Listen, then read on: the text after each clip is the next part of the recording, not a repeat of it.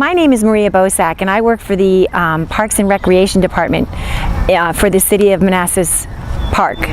And I had the pleasure of just interviewing Charles L. Bullis, and he is the guy who is the lead pyrotechnician and in charge of putting together all of the fireworks that we're going to see tonight. And I had no idea that he's been here since 11:30 this morning, and he won't leave till 2 o'clock in the morning. So he puts in a 14-hour day for us to see a 20-minute show.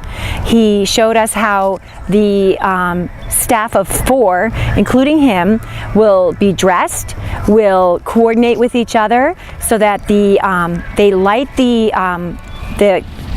canisters, and in 3 seconds they're moving to the next canister. So everything is done on a timed basis, and they have to really work cohesively as a team. They have to, they never look up. They never not once see the beautiful show that we get to see. All they do is look down and light and move, light and load. They call it light and load, and then move on to the next. So I thought it was fascinating. I look forward to writing some about this and posting it on our website. So please check our website. Hi, this is Maria Bosak again. I work for the City of Manassas Park and Recreation, and I am here with Caitlin Collier. She is the Special Events Assistant. Special Events Assistant, if you didn't hear her. And she and Tony Thomas were instrumental in putting everything together tonight. Tell me, how long does it take you to plan for an event like this? All year. We start planning in the winter, really, the year before, so it takes a long time. Do you base everything, okay, this was a super success, and then we're going to do that again, and let's add new things, or how does it work? Yeah, we look through and see what works and what didn't, and whatever doesn't work, then we try to change it around and make it work better for the next year. And whatever's a success, we make sure we bring it back so it's a continued success.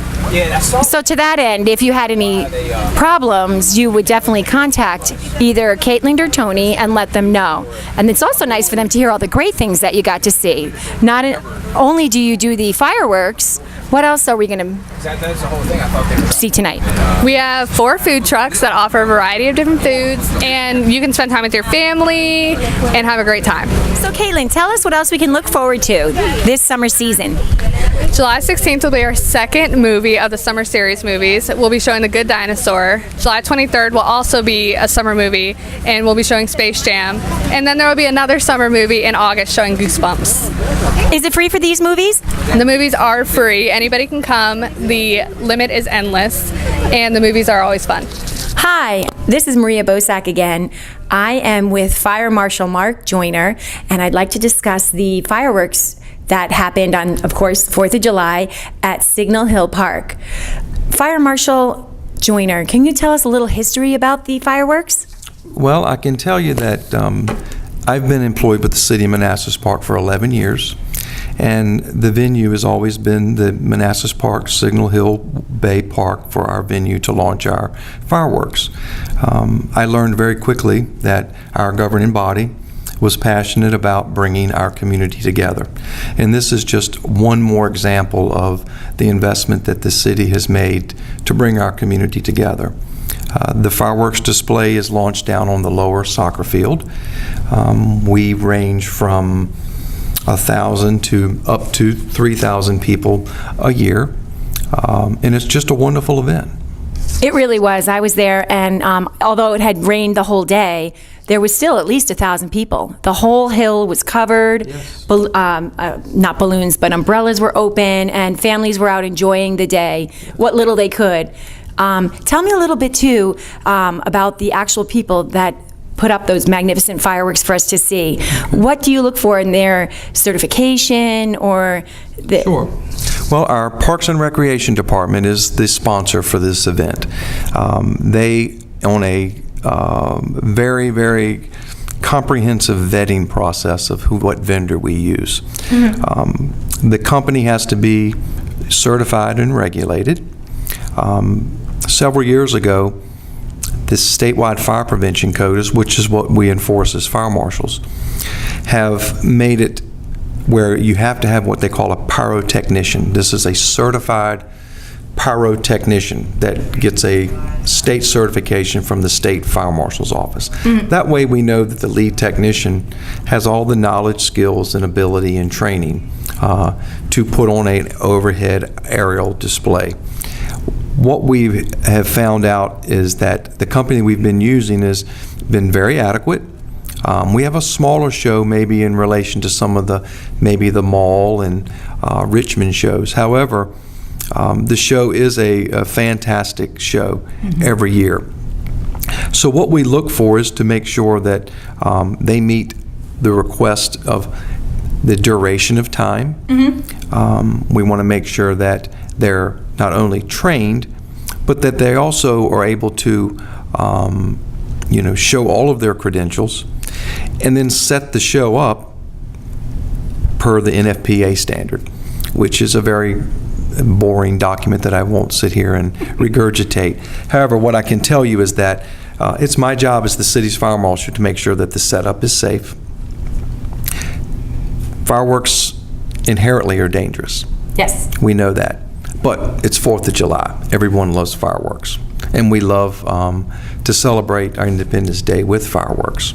So really what I'm looking for is that the vendor comes in, sets up, stores the fireworks correctly, load them into the mortar tubes correctly, making sure that we keep a perimeter to where there's no one can get near them as they're doing their setup.